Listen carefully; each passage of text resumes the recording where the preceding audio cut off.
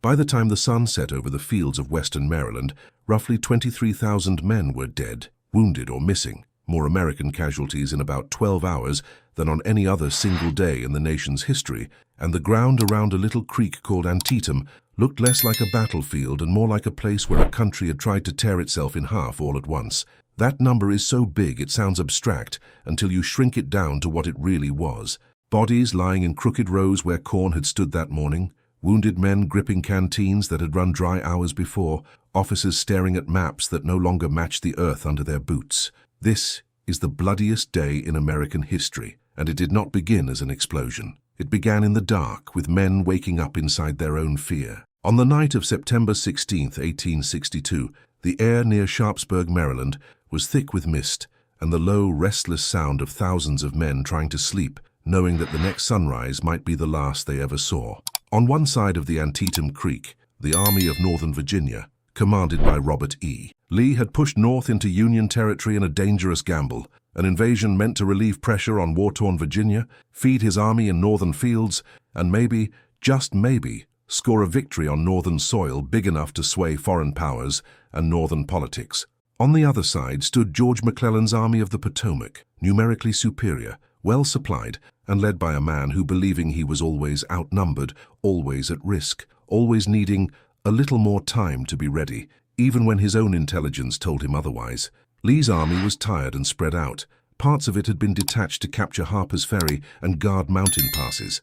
McClellan had something commanders only dream about, a copy of Lee's special orders, lost and recovered wrapped around cigars, revealing the Confederate plan. He knew, in broad strokes, where Lee's men were and how vulnerable they might be if attacked quickly, and yet the attack did not come quickly. McClellan moved with caution, while Lee, sensing how thin his own position was, pulled his scattered divisions back toward Sharpsburg and formed a defensive line along ridges and fields, his flanks anchored by the Potomac and the Antietam, his center braced behind fences and sunken roads that would soon become names burned into memory: the cornfield, the West Woods, the Bloody Lane, the Burnside Bridge. When dawn finally crept over the landscape on September 17th, there was nothing special about the light itself. What made it different was the number of men staring into it, knowing they were about to walk into history or into nothingness.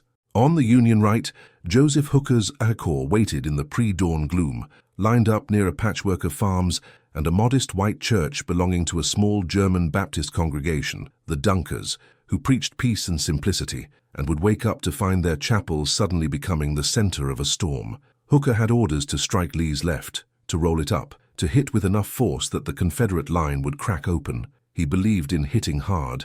His men stood in thick lines, muskets ready, artillery positioned to support their advance. Across the way, Thomas "Stonewall" Jackson's men dug in among fence lines, woods, and fields, knowing Hooker was coming, and knowing they would have to hold long enough for the rest of Lee's army to solidify.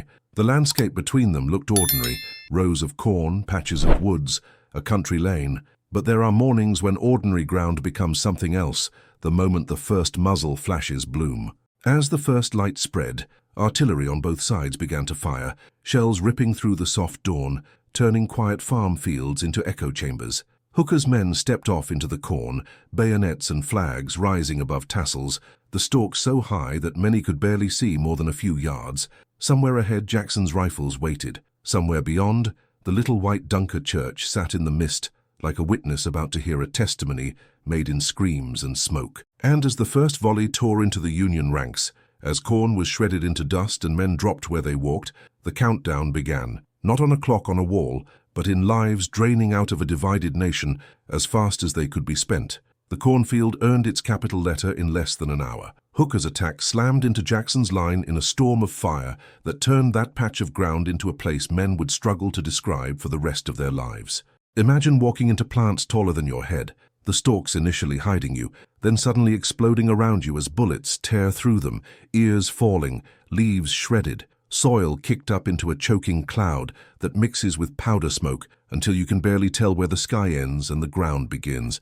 Union brigades pushed forward, colors whipping in the air, officers shouting through the din, and in front of them and to their flanks, Confederate regiments rose from behind fences and among trees, and unleashed volleys at ranges so close that accuracy was less skill than inevitability. Men went down in clumps, not because they were weak or untrained, but because the geometry of the fight was cruel. Dense formations, little cover, and fields that channeled units into kill zones. Hooker's artillery tried to answer, blasting canister into Confederate positions, cutting gaps in Jackson's line, but Jackson had brought guns of his own, and the air above the cornfield became a latticework of iron. The ground seesawed. At times, it seemed the Union might break through, seizing ground near the Dunker Church.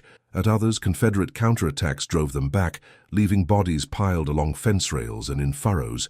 Reinforcements fed into the same cursed space. Mansfield's 13th Corps, then parts of Sumner's 2 Corps, pushing into a fight that had already consumed entire brigades. Units lost track of their own alignment. Friends lost sight of each other in smoke and noise. The cornfield changed hands multiple times in a few bloody hours, each side claiming it for minutes, then losing it again, until finally, by mid-morning, the question stopped being, who owns this ground, and became, who is left to stand on it? Near the Dunker Church, the woods bore the scars. Trees splintered, limbs shattered, trunks pocked with bullet marks like some grotesque disease. The church itself, plain and white, caught stray shots and shell fragments, its walls trembling under concussion, its modest interior filling with wounded men dragged there for shelter. For those inside, the pews became beds, the hymnals lay closed, while tourniquets tightened. Faith took the shape of a canteen or a hand against a shoulder. To the south of this chaos, another storm was building along a quiet country lane that had been worn down by wagons over years into a natural trench, a sunken road that would, by noon, acquire a new name, the Bloody Lane. Before it became that, it was simply part of Lee's center, held by Confederate troops under D.H. Hill and others, positioned behind fences and in the road's shallow cut, their line hugging the curve of the land. For a defender, it was a gift. A ready-made breastwork, a place where men could stand lower than the surrounding ground, exposing less of themselves to fire. For the attackers who would soon march toward it, it was a death machine waiting to be turned on. McClellan's plan, such as it was, involved hitting Lee in sequence, right, center, left, rather than with one overwhelming blow. So as the fighting around the cornfield and Dunker Church slowly burned itself down into exhausted stalemate, fresh Union forces under General William French and then Israel Richardson moved toward the center, stepping into view of that unremarkable-looking road. From their perspective, it was another modest rise, another line of fence rails, another patch of farmland between them and the Confederate army they had been sent to drive out of Maryland. From the perspective of the men in that sunken lane watching blue lines approach, it was an opportunity and a test of how long human beings could stand in one place and fire into other human beings before their own line shattered. The hours between mid-morning and noon would answer that question with ruthless efficiency. Even as farther south, a different part of the field remained quiet for now. The stone bridge over Antietam Creek, where Ambrose Burnside's men waited for orders and for clarity, unaware that their own attempt to cross would later become another symbol of how narrow ground can swallow lives. By late morning, the battlefield had already chewed through thousands of men on the Union right. And yet, from McClellan's vantage point, it was still not enough to justify fully committing his reserves. He saw the slaughter. He read reports, but he imagined Lee's strength as larger than it was, shadows turning into phantom divisions in his mind. And so the armies, locked in combat that already deserved to be called historic, were told to keep bleeding, while the man with the most men held some of them back, waiting for certainty that never comes in war. When the Union columns finally advanced toward the sunken road, they were walking into a geometry problem designed by accident and perfected by repetition. The Confederate soldiers in that shallow cut could stand shoulder to shoulder, 3 ranks deep, loading and firing in rotation, their bodies protected by the earth itself, their line bending along the terrain so that parts of it could deliver enfilade fire, shots that raked the length of Union formations rather than just their front. To the Federals, stepping out onto open ground, it must have felt at first like any other advance. Align the ranks, dress the line, fix eyes on the objective. Then the first volleys slammed into them, and the road ahead spat fire. Men in blue fell by the dozen, then the hundreds, some dropping instantly, others trying to keep moving through a storm that seemed to come from the land rather than from men. Units reeled. Officers tried to rally them, waving swords, grabbing standards, bellowing to be heard over the crack and crash of musketry and artillery. They reformed, pushed again. The sunken road held. Bodies accumulated in front of it, slumping against the fence, lying in awkward heaps in the grass. The Confederates in the cut were not untouched. They took casualties too, the air above and behind them shredded by shells, the road becoming slick with blood and mud. But the defensive advantage was real. For a while it seemed impossible that the Union could break this point without paying a price that would make any gain meaningless. And yet, as in so many battles, small shifts of position and perception made the difference. Union units eventually found angles from which they could fire along the southern stretch of the lane, sending bullets down its length instead of bouncing them off its front. A portion of the Confederate line misinterpreted orders and pulled back at the wrong moment, creating a gap that rippled along the road as men glanced to their flanks and felt suddenly exposed. When confidence cracks, sometimes it spreads faster than gunpowder. The sunken road that had been a shield became, in that moment, a trap, a bowl collecting bodies instead of deflecting bullets. Union soldiers poured fire into it. Men trying to climb out were cut down at the rim. Those who stayed inside hugged the earth knowing it was no longer enough. When Union troops finally surged close enough to look down into the road, what they saw there would haunt them. Men crushed into the depression, 2 and 3 deep, grey and butternut uniforms tangled, muskets dropped where hands had lost strength to hold them. The once neutral dirt of a farm lane now soaked and churned into something resembling a trench, dug by violence rather than by shovels. This is where the name Bloody Lane took root, not as a phrase invented by poets, but as a description muttered by men who had to step over what they were seeing. That breakthrough in the center opened a dangerous possibility for Lee. If the Union could drive hard through the shattered middle, they might roll up his line, wedge it apart, and turn a bloody draw into a decisive defeat on northern soil. But turning possibility into reality demanded coordination and aggression that McClellan, for all his organizational skill, struggled to summon when it mattered most. Even as parts of the Union Army stood looking down into the sunken road, stunned and exhausted, fresh Union reserves still waited behind the lines unused, held back by a commander convinced he was outnumbered. South of all this,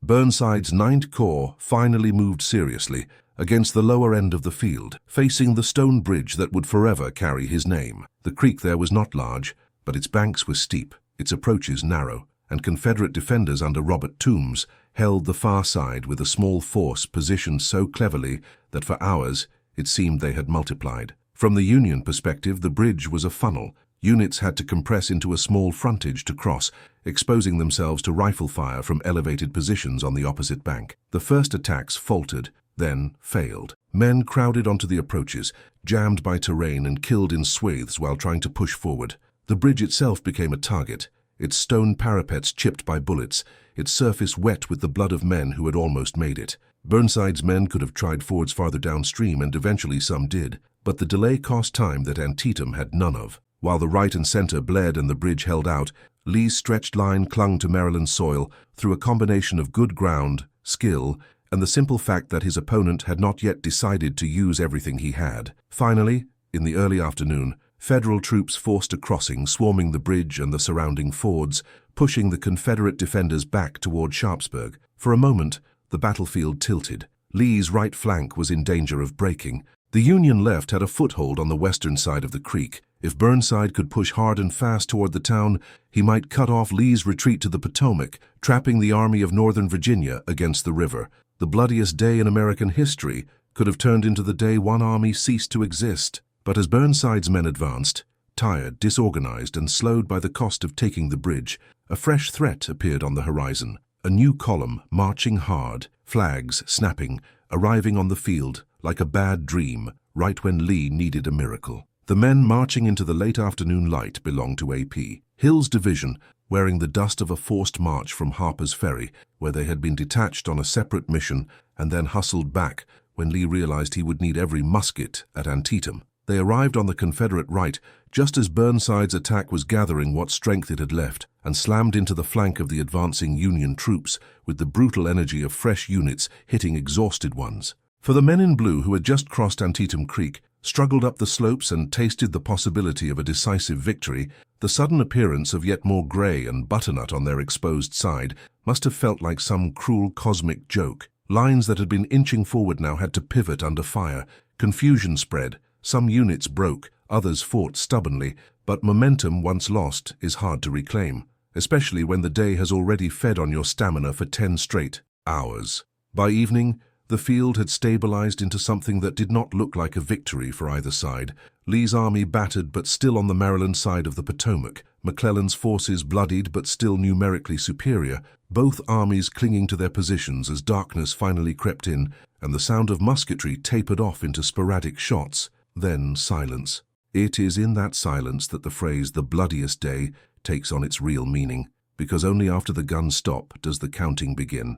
Men with lanterns moved through cornfields, along lanes, over creeks, following the groans, calling out names. Surgeons set up makeshift hospitals in farmhouses, barns, churches, and open yards, their tables quickly covered in the instruments of 19th century medicine: saws, knives, bandages.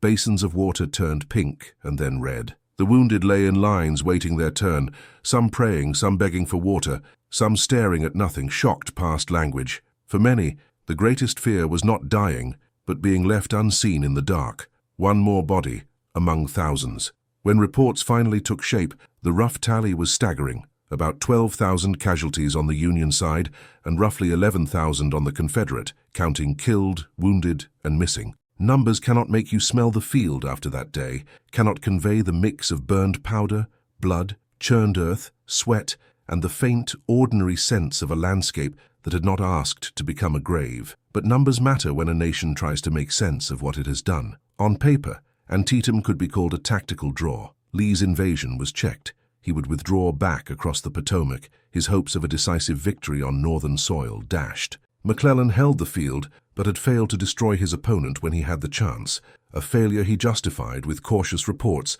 and inflated estimates of Confederate strength. He still believed he was facing an army larger than his own, even after intercepting the lost orders and seeing parts of Lee's forces arriving late and in fragments. In reality, he had thrown in his men piece by piece, never committing all his reserves at once. In doing so, he preserved his army but also preserved Lee's, allowing the war to go on for years longer than it might have if Antietam had become a trap rather than a bloodletting. Yet in the larger arc of the war, Antietam became something more than a costly stalemate. It gave Abraham Lincoln what he needed most: a Union victory, however qualified, on the books. He had been waiting for a moment when he could announce a shift in the war's purpose without making it look like an act of desperation. 5 days after the battle, he issued the preliminary Emancipation Proclamation, declaring that as of January 1, 1863, slaves in rebelling territories would be forever free under U.S. law, and inviting black men to serve in the Union's armed forces. Antietam's horror became the doorway through which the war stepped from a conflict fought primarily to restore the Union into a conflict explicitly tied to ending slavery in the Confederacy. Foreign powers watching from Europe saw that shift and adjusted. Recognition of the Confederacy became riskier when the Union could plausibly claim it was fighting for freedom as well as unity. That is one of the brutal contradictions of Antietam. The same day that produced the highest single-day casualty toll in American history also gave political cover to an act that redefined what the killing was supposed to mean. On the ground around Sharpsburg, that higher meaning was hard to see. It was buried under shallow graves and etched into the memories of civilians whose homes and fields had become landmarks, with names like Cornfield and Bloody Lane. For survivors, Antietam was not a symbol. It was the place where friends vanished in an instant, where men learned how quickly an ordered advance could dissolve into a scramble for cover, where a peaceful churchyard became a field hospital, where a simple farm lane became a mass grave. Years later, photographs of the dead at Antietam would shock northern audiences, in a way no written casualty list ever could, bringing the reality of war's aftermath into parlors and drawing rooms. People walked into galleries and saw bodies lying in that sunken road, bloated, twisted, unburied. The myth of glorious battle had to stand in the same room with the image of what that glory cost. That, more than any official report, is what cements Antietam as the bloodiest day. Not just the count, but the confrontation with what such a count looks like in human terms. If there is a lesson buried in those Maryland fields, it is that a nation can bleed heavily and still hesitate, that leaders can have information and still fear acting on it fully, that strategy and caution and ambition and doubt can all collide in a single day and leave behind a legacy measured in both lives and laws. 23,000 casualties in roughly 12 hours is a statistic. Antietam is the day that statistic became real, the day America proved it could absorb almost unimaginable punishment and continue, and the day it edged closer, to answering a question that had haunted it since its birth. What kind of country did it want to be, and what was it willing to lose to become it?